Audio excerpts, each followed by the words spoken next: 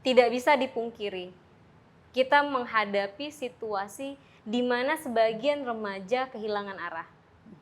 Tawuran, bolos dari sekolah, kecanduan game, narkotika, mabok-mabokan, dan hilangnya rasa hormat terhadap orang tua, juga guru, bukan lagi fenomena yang sporadis.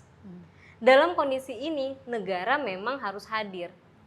Tidak dalam bentuk diskusi apalagi regulasi saja, tetapi melalui tindakan konkret yang tegas, tapi tetap mengedepankan dan memihak kepada masa depan anak.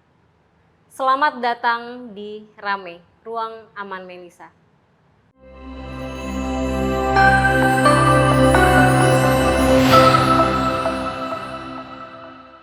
Hari ini kita akan membahas tentang sebuah kebijakan yang cukup ramai dijadikan perbincangan, yaitu kebijakan Gubernur Jawa Barat Kang Deddy Mulyadi yang mengirim anak-anak berperilaku khusus ke barak militer. Ada yang bilang kebijakan ini solusi yang ekstrim. Banyak juga yang melihat bahwa ini adalah langkah yang cukup berani, mengingat banyak juga anak-anak muda yang saat ini nggak bisa lagi dikendalikan. Kalau dilihat dalam perjalanan saya mendampingi kasus-kasus kekerasan seksual anak, memang perilaku-perilaku anak-anak di bawah umur ini agak lumayan miris. Kenapa banyak sekali perilaku-perilaku anak yang saat ini tindakannya sudah melebihi orang dewasa? Kita bertanya-tanya kenapa? Mungkin kebijakan Kang Deddy Mulyadi ini menjadi salah satu solusi yang layak untuk kita support. Tapi dalam pembicaraan hari ini saya pengen kita lebih cukup terbuka, tidak menyalahkan juga tidak langsung membenarkan, tetapi melihat sebenarnya kebijakan ini seperti apa efektifnya dan bagaimana dampaknya terhadap karakter anak. Saat ini saya sudah bersama Mbak Ari Kusuma Dewi. Hai, aku Thank you loh Mbak. Selamat datang di Rame. Mbak Ari Kusuma Dewi ini adalah seorang coach, trainer, youth development, ya. Intinya beliau ini adalah sahabatnya remaja. Oke. Mbak Ari aktif banget dalam memberikan motivasi, terus memberikan pendampingan terhadap anak-anak remaja. Bagaimana sih Mbak melihat situasi, kan banyak banget pro kontra nih, ya, pro kontra dalam kebijakannya KDM, kalau orang bilang KDM ya. Nah, bagaimana pandangan Mbak Ari dengan kebijakan ini? Karena Mbak Ari kan lebih sering tuh interaksi dengan anak-anak remaja. Sebenarnya yang mereka katakan kenakalan dalam arti perilaku khusus yang tadi disebut oleh KDM, efektif tidak sih menurut Mama Ari? Pandangannya seperti apa terkait dengan ini? Oke, kalau tadi katanya perilaku khusus ya, jadi bukan betul. Perilaku anak nakal, bedakan itu karena nggak ada anak nakal. Ya, nggak ada anak nakal karena anak nakal sendiri itu setiap orang tua, guru, anak punya persepsi atas nakal itu sendiri. Tapi kata-kata perilaku khusus atau perilaku istimewa ini canggihnya Kang Deddy nih. Oh ya, dia kayaknya paham ya setiap kata-katanya dia ya. Iya, saya berdiskusi sama guru saya juga tadi ya. Jadi ternyata itu adalah sesuatu nama. Dia tidak langsung melabel ya, tidak melabel. Dan di sini juga perilaku khususnya tadi yang Mbak Mel sampaikan kan, yang udah kenakalannya itu udah kenakalan di luar kendali orang tua untuk sudah mendekati tindak kriminal. Iya betul, karena udah ke tawuran, narkoba, kemudian tadi apalagi Mbak pencurian, mabok-mabokan, madol sekolah gitu ya. Kalau aku pribadi, aku ya namanya juga yang baru ini ya, pasti ada pro kontra. Untuk yang ini, saya setuju. Juga setuju. Karena saya alumni barak militer. Oh, nah ini. Bukan untuk yang inian khusus ya. Dulu saya, gimana itu ceritanya? Ya, dulu waktu zaman saya SMP, aduh nggak usah sebut tahun. Kita itu dulu ada namanya LDKS, latihan dasar kepemimpinan siswa, untuk menjadi ketua MPK, ketua OSIS. Kita loh, bukan sekolah ya, kita itu sampai ikut-ikutan sekolah lain untuk bisa mendapatkan pendidikan itu. Nah kemudian di SMA saya ikut Paskibra sampai ke Paskibraka, dan ternyata kan kita dididik langsung oleh militer. Dan jangan berpikir bahwa militer cuma membentak-bentak aja gitu loh. Hasil didikan itu saya rasakannya sampai sekarang lah. Karakter ya. Karakter kita dibentuk. Karena kita lihat kan memang KDM ini fokusnya kepada pembentukan karakter. Betul. Efektif nggak sih waktu itu Mama Mari ngerasain? Kalau aku sih merasanya ini efektif banget ya gitu loh. Bahkan adalah dari temen yang kayaknya dia bukan yang orang yang gampang bisa dikerasin atau segala macam. Keluar dari situ, satu, kita tahu disiplin. Kita tahu bagaimana berstrategi, struktur berpikir kita. Jadi cara memimpin itu ternyata bukan yang ujuk-ujuk kita tuh dipilih sebagai ketua udah. Tapi bagaimana kita bertanggung jawab atas pimpinan dan bagaimana semua itu tuh kayaknya tuh kebawanya tuh sampai sekarang gitu. Sampai sekarang tuh kerasa gitu loh. Sangat sampai, berdampak ya. Sampai ngelihat bendera merah putih itu. Nasionalisme juga pasti akan digugah kembali gitu. Banget. Jadi kita tuh kebayang waktu aku bukan tinggal di Indonesia gitu ya, ngelihat bendera merah putih, kita tanding main bola, saya jadi kapten bola. Wah, itu tuh kebangsaan apa ya, kayak semangatnya itu tuh ada gitu loh. Denger lagu Indonesia Raya itu tinggi banget. Jadi hal-hal yang itu yang bahkan sekarang kan P4 udah gak ada nih. Betul. PMP udah gak ada. Jangan-jangan kenapa gak dijadiin kurikulum aja sekalian ya? Kenapa enggak? Gini loh, kan udah ada yang graduation nih tadi saya lihat di TV ya Mbak ya. Pada saat graduation itu pun bagaimana anak ini sampai ada yang mencium kaki ibunya, memeluk bapaknya. Dan itu tuh kayak saya juga ketariknya ke zaman dulu. Sampai kita disematin bendera merah putih itu sama orang tua kita. Jadi walaupun ada barak militer tetap rumah adalah pendidikan anak-anak. Oke, baik, keren banget. Tapi Mbak Ari, kan banyak juga tuh kontranya bahwa ini sudah sangat dekat dengan pelanggaran terhadap hak-hak anak. Bahwa barak militer itu tidak ramah anak. Bahwa barak militer itu cenderung bisa membuat anak trauma. Ada juga yang bilang, ini jangan-jangan anak-anak yang masuk ke barak militer begitu keluar tambah songong, tambah jumawa gitu kan. Kayak gue nih alumni orang yang pernah dididik oleh militer.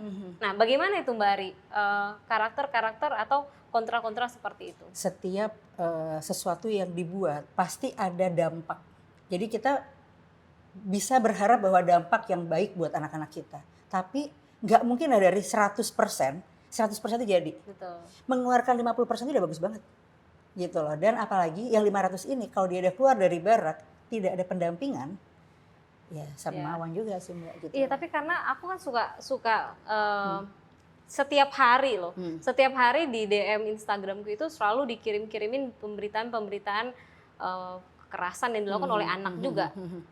Anak bakar orang tua, anak menganiaya teman. Kadang-kadang saya melihat kok ini pemerintah diam aja ya gitu ya. Apakah mereka bergerak dalam senyap atau memang nggak bergerak sama sekali? Bergerak kalau udah viral. Bergerak kalau ada yang viral.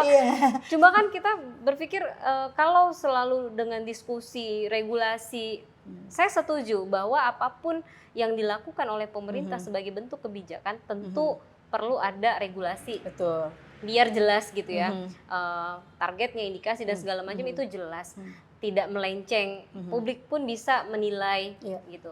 Ada tolak ukur dan regulasi yang jelas. Saya setuju itu. Tetapi bahwa kejadian peristiwa kriminal yang dilakukan oleh anak, kenakalan anak yang udah sifatnya udah perilaku dewasa, ini kan udah di luar nurul, udah di luar nurul. Saya pikir apakah yang dilakukan oleh KDM justru sebagai bentuk nyata pemerintah itu memikirkan. Karena selama ini kemarin kan ada yang DPR sampai walk out tuh, sampai walk out nggak mau melanjutkan sidang paripurna dengan alasan siapa suruh itu si eksekutifnya atau gubernurnya kok kayak Superman kerja sendiri gitu. Harusnya dibicarakan dulu. Mungkin tataran diskusi, tataran regulasi itu bisa diperbaiki seiring jalan. Itu gimana? Nah mungkin aja ya kita perlu tahu juga ya ngobrol sama KDM nih, misalnya kayak apa yang membuat dia langsung action. Berarti dia udah melihat ini urgent, gitu loh. Ini urgent. Kalau seandainya memang meeting, rapat, keputusan segala macam, actionnya ini mau kapan? Mungkin seperti itu. Oh saya bilang urgent ya, karena setiap hari, action karena gitu setiap kan? hari luar biasa loh. Tapi gini, walaupun dia itu sepertinya punya kebijakan sendiri, ternyata setelah baca, oh ternyata barak militer ini ada pendampingan loh, ada psikolog, ya kan? Ada dari LPAI, pemuka agama. Jadi mereka mendapatkan semua. Gitu loh. Dan mungkin perlu ditambah setelah ini orang tuanya pun. Betul. Orang tuanya pun. Nah kalau itu saya setuju banget Mbak ya. Karena orang tuh selalu melabel anak. Wah, anak nakal, anak menyimpang, anak preman, anak bla bla bla bla bla. Padahal kalau dilihat itu hasil karya siapa? Siapa yang melakukan pengawasan dini atau pengawasan dini, terus pendidikan dini, itu kan ada di keluarga. Gitu. Kalau Mbak Rit selama ini dalam mendampingi anak-anak, sebenarnya masalah utamanya itu ada di anak atau di orang tua sih? Saya pernah salah ya sebagai orang tua gitu loh. Jadi saya pernah salah sebagai orang tua, makanya proses saya sampai menjadi sahabat remaja itu juga berawal dari situ. Dalam sebagai proses belajar juga? Iya, jadi proses belajar dan saya belajar Mbak. Saya belajar parenting, saya belajar NLP, saya belajar neurosemantik, coaching. Itu tadinya bukan untuk menjadi profesional atau practitioner seperti apa. Buat sendiri dulu nih. Bener banget. Ternyata setelah saya belajar coaching, komunikasi dengan cara yang setara, asik, mendengarkan, memahami. Kita berubah, anak ikut berubah. Dan itu pada saat belajar nggak bisa satu hari kita langsung pinter gitu ya. Ternyata validasi dari suami saya butuh 1,5 tahun. Bahwa dia bilang bahwa. Apalagi anak ya. Iya, dan dia validasi begini bentuknya pagi-pagi. Tolong daftarin aku ya di kelas yang parenting yang kamu bikin. Oh, yang My Life Pet. Bukan, ada parenting. Oh, ada lagi. Ada di Enlighten Parenting. Nah, habis itu udah ada Papa Isnya belajar, kita bentuklah bagaimana keluarga itu. Kita juga minta maaf loh ke anak-anak, saya minta maaf ke suami. Jadi memang proses yang terbaik itu adalah perubahan dari kita. Nah, jadi tadi kan tanya kan gimana apa tadi Mbak apakah orang tua gitu ya, orang tua. Ya, semua dimulai dari orang tua. Dari orang tua, karena jadi, pengawasan dan lain sebagainya. Dan kadang mereka itu juga menarik perhatian. Iya, mencari perhatian. Karena merasa nggak dapat perhatian dari orang terdekatnya, lingkungan terdekatnya, keluarganya. Cuma ada juga suara-suara yang bilang, semestinya kan biarkan aja dia tetap berada di lingkungan terdekatnya, dengan keluarganya, dididik oleh lingkungannya aja. Nggak perlulah sampai ke barak militer. Tapi tanya trauma bagaimana? Juga. Nah iya betul, tadi malam juga aku ngobrol sama beberapa sahabat-sahabat. Nanti trauma Mbak. Iya. Tapi aku masih di kepala aku gini.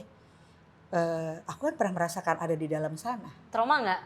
Enggak. Dan itu saya ikut berkali-kali loh ya gitu loh. Jadi ada setiap kenaikan level paskibra itu pasti ada lah kita dididik gitu. Dan dulu itu pada di atas kita tim Kopassus. Jadi kebayang teriakannya seperti apa. Teriakannya bukan teriakan yang kita dihina-hina, enggak. Iya. Teriakannya tuh mendidik banget gitu loh. Jadi benar-benar yang kita tuh tahu waktu, disiplin itu emang dari situ Mbak. Betul. Nah sekarang kalau orang tua tidak mengizinkan atau tidak bisa, sekarang tanya dong orang tuanya, lu bisa nggak? Mendidik yang seperti itu. Kamu nggak apa-apa tuh anak kamu akan terjun kayak ke narkoba, ikut-ikutan tawuran segala macam. Kamu tahu nggak anak kamu ada di posisi itu? Ya kalau saya sih ngelihatnya ini udah lebih kepada preventif. Udah ada gejala ke situ. Anak-anak yang masuk ke barak militer ini sudah terindikasi mau melakukan hal-hal yang kriminal. Hal-hal yang merugikan masa depannya, yang merusak masa depannya, merugikan orang lain. Dan dikembalikan ya. Nah, akhirnya dikembalikan ke orang tuanya, mau dididik nggak anaknya? Gitu kan. Lalu anak-anak menerima fasilitas yang diberikan oleh pemerintah. Betul saya pikir sekali. cukup layak ya. Iya, karena juga di tahun saya remaja, di masa itu gitu ya, banyak sekali aktivitas kegiatan remaja. Dan kita itu benar-benar dikumpulkan, dididik, diajar. Dulu adanya kirap remaja. Ada banyak tanding-tanding paskibra antar sekolah, kemudian banyak porseni, tanding olahraga antar sekolah. Kita bersahabat antar sekolah dan menjadi musuh antar sekolah. Karena apa? Belajar sportivitas. Sekarang mana? Ya. Dan gitu. Dari yang saya sempat tanya juga ya di Jawa Barat itu katanya kenakalan-kenakalan anak ini memang udah di luar wajar. Apa itu benar ya Mbak ya? Ada katanya itu sifat kenakalannya itu kolektif. Kolektif akhirnya mereka tawuran lah, mereka geng motor lah yang seperti itu. Apakah nanti akan efektif hal-hal yang dilakukan oleh KDM ini di barak militer terhadap anak-anak yang kolektif seperti ini? Udah kayak di perusahaan ya, kolektif kolegial. Ada aturan baru lagi kan tadi kan yang diviralkan baru lagi. Mbak udah dengar? Yang mana? Jam malam. Oke. Dulu kita juga ada. Jadi dia menjaga hulu dan hilir ya? Iya, jadi ternyata untuk menghindari banyaknya tongkrongan-tongkrongan. Dan ini pun ada pro kontra loh. Betul. Karena gini, memang ada anak-anak yang ini enggak sih Mbak? Ada anak-anak yang bisa untuk sekedar diedukasi oleh orang tuanya. Oh bisa banget, bisa. Atau ada anak-anak yang bisa langsung baik hanya karena disuruh udah ke perpustakaan dulu gitu kan. Langsung baik tuh anak-anak. Tapi ada anak-anak yang memang nggak bisa dengan teori-teori. Apakah memang sepelik itu Mbak? Nah ya, jadi gini Mbak, aku sendiri kan punya ada kelas remaja ya Mbak ya gitu loh. Dan pada saat anak-anak itu masuk ke kelas, bedakan dengan kelas yang kita masuk, kita mau belajar nih Mbak. Kita pernah ada di dalam kelas yang sama ya. State kita, rasa kita, emosi kita untuk belajar itu udah siap. Sedangkan 20-30 anak masuk ke kelas saya, gini semua Mbak. Dipaksa mama, dipaksa papa, pokoknya dipaksa tante. Jadi semua itu bukan, hampir 90% itu pemaksaan orang tua. Jadi tugas kita dulu tuh, aku pertama kali batch 1 itu setengah hari untuk membangun kedekatan. Jadi nggak baik juga kalau dipaksa. Artinya kalau kayak barak militer ini dipaksakan orang tuanya, apakah itu jadi tidak efektif? Tapi ini bisa efektif kok. Oh tetap bisa efektif? Bisa, bahkan sekarang 1 jam pertama kita bisa engage sama anak-anak. Apakah kita... Artinya perlu dicemplungin dulu nih anak-anak ya untuk bisa dia asal memahami kita tahu karakter. Caranya. Karena saya yakin bahwa training kita berbasicnya tuh dari coaching ya. Jadi kita nggak mengajarkan yang siapa sih yang senang anak-anak diajarin disuruh dengerin, tidur mereka nanti kan. Jadi bagaimana menganalogikan, bagaimana kita juga mengajarkan dengan cara bertanya, mereka berpikir gitu. Itu tuh, dan di sela-sela itu ada game. Sebagai trainer nggak bisa duduk, kita juga perlu loncat-loncat. Bagaimana kita membangun kedekatan itu, kita menyamai mereka. Mungkin itu bisa didapat oleh anak-anak ini ketika di barak militer ya. Ya, nah di barak militer mungkin dengan mereka itu punya ilmunya, yakin bahwa mereka punya ilmunya. Gitu. Jadi bukan yang sembarangan, bukan ini kakak kelas yang ngebully atau apa sih yang kakak kelas bentak-bentak adiknya gitu, enggak, tapi benar-benar merasakan. Artinya sepanjang kegiatan ini tuh dilakukan dengan pengawasan yang tepat, dibuat juga kali indikator-indikatornya. Karena kan katanya udah ada yang selesai tadi Mbak Ari bilang, dan udah ada yang tadi selesai. Kang Deddy juga bicara kan bahwa kita mendekati anak-anak dengan rasa. Dari hati dapatnya ke hati. Tapi apa kira-kira indikatornya? Apakah ada rapornya? Kan kalau kita datang karena kalau kita datang ke dokter, oke, lu sakit ini gitu ya. Dirawat sekian lama. Nah, bagaimana menentukan bahwa anak ini sudah ready untuk dilepas? Karena katanya ada yang berapa hari, ada yang seminggu, sebulan, bahkan sampai setahun gitu. Nah, itu apakah perlu ada indikator itu? Biasanya nih dilihat dari perubahan perilaku.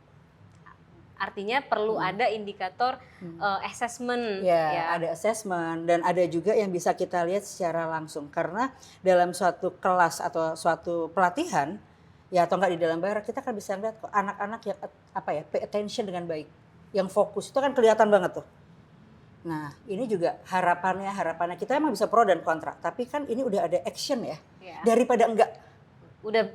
Jadi ada yang bilang, wah anak-anak dijadiin kelinci percobaan dong. Kalau dijadiin kelinci percobaan tidak didampingi dengan psikolog di dalam. Dan psikolog yang diambil juga ada Kak Seto ya di dalam situ ya. Betul. Bagaimana dia mencintai anak-anak dari dia muda. Gitu. Jadi emang dia udah simbolnya cinta anak-anak itu ada dalam situ. Ya kemarin juga karena ada rompi-rompi mungkin ya yang dikhawatirkan adalah labeling anak nakal, anak istimewa. Nah, tapi kan itu perlu ada nama.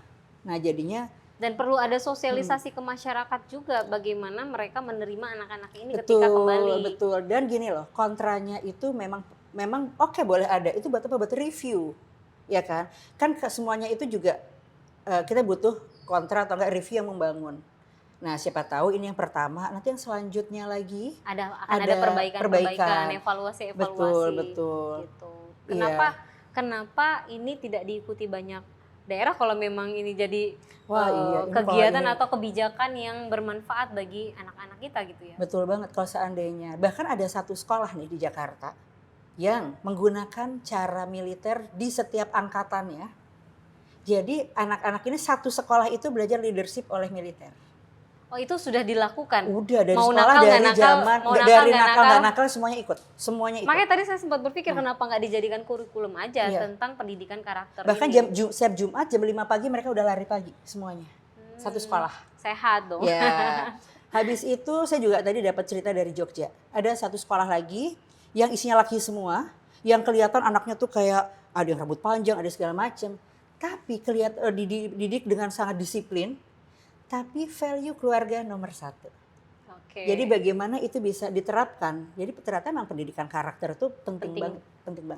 Oke.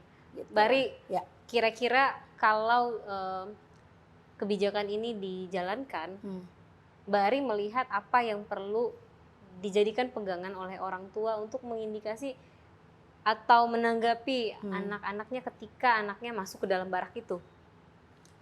Sudut pandangnya bisa dua ya. Kita tergantung kita melihatnya bahwa anak aku masuk ke barak artinya dia mendapatkan hukuman gitu. Jadi bagaimana meaning dalam kepala kita kita marah-marah kayaknya karena jadi marah-marah.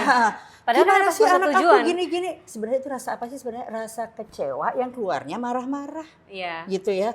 Dan emosinya sendiri juga belum paham nih emosi apa, pemaknaannya. Tapi kalau seandainya gini, ya Allah alhamdulillah ya pemerintah melihat peluang ini dan memberikan tempat pendidikan buat anak. Dan ini dilakukan oleh pemerintah loh. Kayaknya nggak pakai bayar kan ya? Enggak sih. Nah kan nggak pakai bayar kan? Itu disyukuri dengan yang, wah anakku dididik. Siapa tahu ini adalah peluang anak untuk menjadi pemimpin masa depan selanjutnya. Iya kan? Gitu. Ya sambil ini ya anaknya lagi belajar di barak, ibunya juga belajar di luar. Itu penting banget. Penting banget. Karena saya juga ngerasa khawatir juga ketika mereka keluar di kepala orang tua kayak besok anaknya udah langsung canggih gitu kan. Nah, jadi juga bisa langsung nggak sih itu? Teraplikasi bisa langsung nggak sih? Tergantung, Mbak. Karena juga nanti dia ketemu lingkungan. Nah, value-nya ini kan mana yang paling mereka ditanamkan kan, ditanamkan value-value baik juga pastinya gitu kan.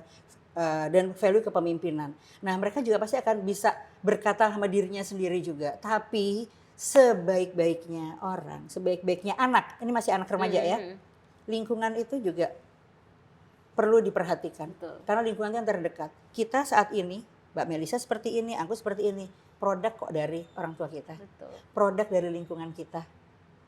Produk dari komunitas kita belajar. Saya khawatirnya ketika mereka sudah punya karakter, mereka sudah mentalnya bagus gitu ya, disiplin sepanjang di barak, tapi begitu keluar terdominasi lagi dari lingkungan-lingkungan yang ada. Apakah nggak sia-sia jadinya ini, Mbak? Ada residu atau ada yang nyisa nggak sih dari apa yang mereka peroleh di barak itu? So far ya, kalau udah dididik, insya Allah pada saat mereka berbelok gitu ya, ada pendampingan, baliknya cepat. Daripada enggak dididik sama sekali. Kita masih melihat suatu keberdayaan ini gimana ya, kebermanfaatan ini gimana. Tapi kalau kita melihatnya kayaknya akan begini deh, akan jelek. Kapan kita mau berubah gitu loh. Betul. Cuman pemikiran tadi aja. Diskusi. Ngomong dong. Iya, makanya dan saya juga waktu itu pernah bilang sama anak-anak, mimpi aku adalah membuat conference anak remaja. Anak remaja berbicara, kalian tuh anak hebat. Dan saya juga melawan anak-anak ini di label sebagai anak generasi strawberry. Yang cantik tapi kalau dipencet lembek. Nah, ternyata yang lembek bukan anaknya kan. Mungkin aku juga nggak mau ya kalau aku dibilang bahwa anak kamu kan ini ya generasinya kan strawberry, sorry ya. Anak aku labeling juga sebenarnya itu ya. Kita lihat juga dong parentsnya strawberry apa enggak. Nah, pengen anaknya kuat tapi nggak berani anaknya naik kendaraan umum gitu kan, antar jemput terus, bahkan ada anak yang tidak tahu tanda-tanda hujan. Gitu. Jadi bagaimana mereka bisa tough kalau mereka sendiri tidak bisa merasakan efek-efek itu gitu loh. Jadi kan perlu banget itu yang mereka tiba-tiba tapi ya semua tergantung orang tuanya. Selama orang tuanya udah bisa bertanggung jawab, bisa mendidik dan belajar, ya itu juga perlu. Kita sih dukung ya, kebijakan-kebijakan bagus seperti ini dukung sepanjang ada seperti yang tadi saya bilang ada pengawasan, ada regulasi dan semua pihak jadi ikut melek nih. Akhirnya semua pihak jadi ikut melek dan saya berharap dengan kebijakan yang dilakukan oleh KDM ini tingkat kekerasan atau tingkat kriminal yang dilakukan oleh anak di bawah umur itu betul-betul berkurang bahkan hilang. Gitu. Karena ini kita sangat-sangat risau. Mereka seperti mereka nggak punya barrier dalam melakukan tindak kekerasan. Kok bisa dia bakar temannya? Kok bisa dia cemplungin temannya sampai tenggelam? Kalau yang udah kayak gitu kayaknya bukan ke barak lagi ya, tapi penjara anak. Iya, tapi sebenarnya prinsipnya LPKA dengan barak ini tuh agak-agak mirip sama-sama pembinaan. Tetapi kalau LPKA itu udah ada proses hukum, udah ada kejadiannya, udah ada anak orang yang rugi karena perbuatan si pelaku. Ya, mana di Indonesia kalau korbannya, pelakunya anak, tetap nggak dianggap pelaku, gitu. Kita sebenarnya agak risau karena banyak sekali perbuatan pidana yang dilakukan oleh anak, tapi anaknya diberikan hukum perlindungan anak gitu, sehingga mereka mendapatkan hukuman-hukuman yang banyak diskonnya. perbuatannya meningkat tapi hukumannya ringan. Kita berharap bedanya dengan Barak ini adalah pembinaan juga, tetapi sifatnya lebih ke preventif. Iya. Nah, waktu aku datang ke penjara anak ya, Mbak Mel, itu ada anak-anak yang bertanya seperti ini. Mari, masih ada nggak kemungkinan kita bisa mengejar mimpi? Kebayang nggak mereka masih punya mimpi? Terus kalau seandainya aku keluar dari sini, aku diterima nggak? Ada kekhawatiran itu loh di mereka juga, iya. Ya? Jadi kalau aku keluar dari sini, aku ini jadi apa? Aku bilang nggak ada, semuanya bisa berubah gitu. Dan nggak ada orang yang bisa merubah orang. Saya pikir anak-anak juga yang tadi Mbak Ari sampaikan, mereka tuh jangan mimpinya jangan terbelenggu. Mereka masa mimpi aja nggak berani. Iya ya betul. Tapi selain mimpi, menurutku mereka juga perlu ini kali ya Mbak, memahami bahwa di dunia ini tuh ada konsekuensi. Iya. Jadi aku pernah ditanya waktu itu, sempat ngasih pembekalan terkait dengan kekerasan anak itu di pondok pesantren. Terus ternyata di pesantren itu memberlakukan kalau melakukan perbuatan sesuatu perbuatan yang dilarang, mereka ada yang digundul. Kalau yang cowok, yang cewek harus pakai hijab syar'i selama berapa hari gitu. Terus mereka tanya ke aku, Bu, apakah itu tidak melanggar HAM? Melanggar hak kita? Terus saya bilang gini, yang digundul sama yang dipakein syar'i itu kalau apa? Kalau mencuri, kalau berhalwat, yang kayak begitu-gitu. Saya bilang, oke, mencuri, mengambil benda orang lain, hak milik orang lain, itu pidana nggak? Itu pidana. Tetapi sekolah memberikan hukuman yang tidak langsung lempar kalian ke kantor polisi, gitu. Itu bentuk konsekuensi dan mengajarkan tanggung jawab. Nah, apakah di Barak ini juga Mbak Ari melihat seperti itu, bagian dari konsekuensi anak? Karena aku belum masuk ke Barak yang sekarang, jadi nggak bisa bilang bahwa bagaimana itu melanggar konsekuensi atau gimana. Aku pengen. Pengen lihat. Bener-bener pengen, karena sebagai sahabat remaja aku pengen dan KDM tolong undang kita berdua ya untuk lihat Baraknya. Iya, bener-bener aku sih meyakini tempat ini memang diawali mungkin agak deng gitu ya. Ngeliat seragam, ngeliat. Tapi niatnya baik kan? Iya. Niatnya kan baik. Malah yuk kita rame-rame, kita support, bahkan kalau perlu bukan hanya anak-anak yang dalam tanda kutip berperilaku khusus tadi. Tapi bisa jadi ini adalah pembelajaran karakteristik buat anak-anak, semua anak-anak malahan gitu loh. Dan ini mungkin perlu direview kan, apa sih dari reviewnya yang menjalani di sana pasti akan merasakan, bahkan mungkin anak-anak yang keluar dari Barak siapa tahu ada yang bisa diundang untuk menceritakan, dan kita nggak buru-buru untuk ini nggak bagus, tapi gimana ada sesuatu. Ini ibaratnya KDM udah ngasih piring pecah nih, perang udah gitu kan, semuanya bangun, mulai lihat, mulai belajar, mulai dibaca gitu. Kontra boleh untuk membangun.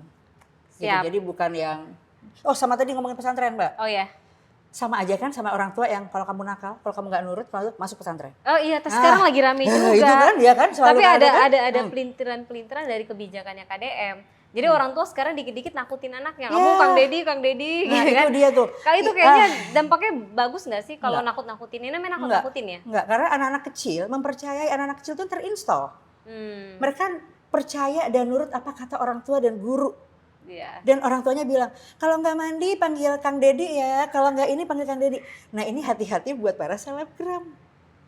Yang bercanda-bercanda gini, tapi nanti akhirnya jadi sesuatu yang, Kang Dedi itu makhluk apa ya? Iya, gitu kan. Bahaya juga. Betul. Kecuali saya juga kurang setuju yang itu ya. Jadi karena ini kan lagi naik ya, gitu loh. Di si titik ini jadi bercandaan yang seperti ini gitu. Betul. Oke guys, ini full insight banget ngobrol-ngobrol dengan Mbak Ari. Mungkin nanti kita akan lihat lagi bagaimana dampak dari pemberlakuan kebijakan yang dilakukan oleh KDM. Saya melihat ini adalah bentuk nyata, bentuk konkret pemerintah turun langsung menunjukkan bahwa ini kepedulian terhadap anak ini tinggi sekali. Kita jangan cita-cita ingin generasi emas, ya.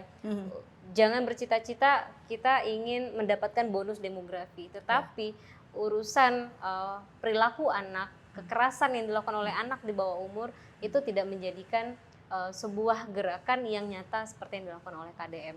Kita bisa berperan aktif untuk melihat, meninjau, memastikan dan ikut mengawasi dan memberikan kritik-kritik membangun kalau memang ada perbaikan dari kebijakan ini. Begitu dulu, sampai ketemu di rame. Ruang aman Melisa karena suara korban nggak boleh pelan. Dah.